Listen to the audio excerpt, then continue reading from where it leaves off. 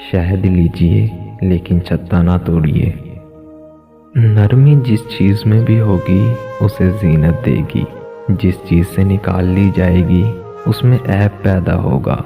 گفتگو میں نرمی، چہرے پر مسکراہٹ، گفتگو کے وقت اچھی بات، یہ وہ بہترین اوصاف ہیں جو خوش نصیبوں کے حصے میں آتے ہیں۔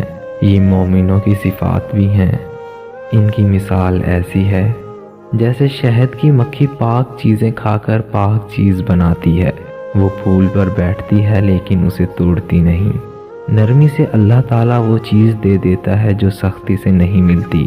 نرم مزاج والوں کا لوگ استقبال کرتے ہیں، نگاہیں انہیں دیکھتی ہیں، دل مائل ہوتے ہیں اور روحیں سلام کرتی ہیں۔ وجہ یہ ہے کہ ان کا مزاج، گفتگو، لین دین، میل جول اور خرید و فروخت ہر جگہ انہیں محبوب بنا